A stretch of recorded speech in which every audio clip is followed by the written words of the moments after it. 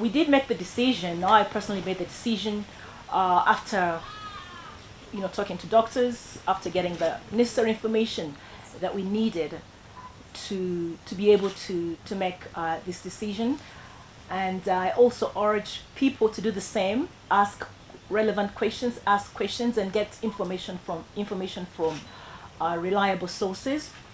And hopefully, just like we have done, you'll also make the decision to take the vaccine to better protect yourself, just in case you are affected with the COVID-19 virus.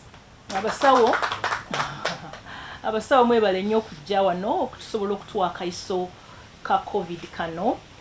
Twasazeewo nti akayiso kano tukafune, akayiso ka COVID-19 gwe tuyita wano gwe twakazaako era ssenyiga omukambwe.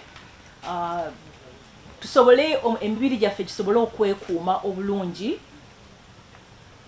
bwe tubanga akawuka ako katutuuseeko, kubanga akawuka kakyaliwo, tebannakufuna ddagala likajjirawo ddala oba empisa eziyinza okukajjawo, naye nga at least katulina vaccinations zino, eddagala lino libaleese erisobola okutuyamba omuntu oba okafunye n'otolwala nnyo oba oliawo n'otofa na kufa. Tutegeddeko nti abantu bangi si wano wokka naye ne mu nsi endala abafunye akawuka ako ka COVID nga bamaze okufuna vaccination tebagenda mu ddwaliro ate era tebanakubeerawo bafa. N'olwekyo oluvannyuma lw'okwetegereza ensonga zino zonna ezeetolodde ku kayiso kano n'eddagala lino lye batukuba, twasazeewo nti naffe tukafune. Era kati nammwe mbakubiriza mubuuze ebibuuzo bye mwetaaga okumanya, muleme kubeeramu na kintu kyonna kigamba nti nno oba ate batukase, naye nga mmwe mwennyini mwe muba mwekolera mwesalirewo, era tusuubira nti mujja kusalawo musobole okufuna empisa eyo, mukuume emibiri gyammwe musobole okulwanyisa akawuka bwe muba nga mukafunye.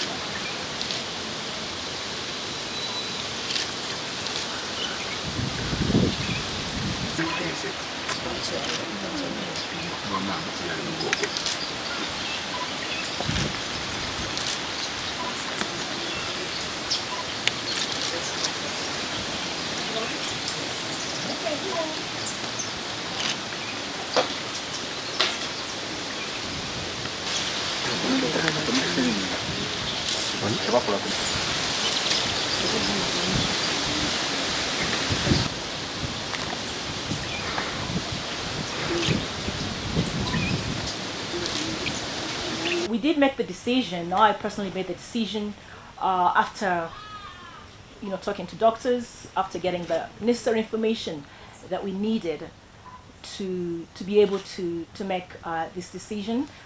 And I also urge people to do the same, ask relevant questions, and get information from reliable sources. And hopefully, just like we have done, you'll also make the decision to take the vaccine to better protect yourself, just in case you are affected with the COVID-19 virus. Abasawo mwebale nnyo okujja wano okutusobola okutuwa akaiso ka COVID kano. Twasazeewo nti akaiso kano tukafune, akaiso ka COVID-19 gwe tuyita wano gwe twakazaako era ssenyiga omukambwe. Tusobole emibiri gyaffe gisobole okwekuuma obulungi bwe tubanga akawuka ako katutuuseeko, kubanga akawuka kakyaliwo tebanakufuna ddagala likajjirawo ddala oba empisa eziyinza okukajjawo, naye nga at least katulina vaccinations zino eddagala lino libaleese erisobola okutuyamba omuntu oba okafunye n'otolwala nnyo oba oliawo n'otofa na kufa.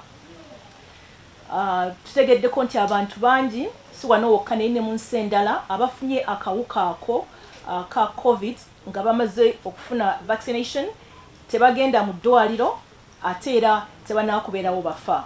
N'olwekyo oluvannyuma lw'okwetegereza ensonga zino zonna ezeetolodde ku kayiso kano n'eddagala lino lye batukuba, twasazeewo nti naffe tukafune. Era kati nammwe mbakubiriza mubuuze ebibuuzo bye mwetaaga okumanya, muleme kubeeramu na kintu kyonna kigamba nti nno oba ate batukase, naye nga mmwe mwennyini mwe muba mwekolera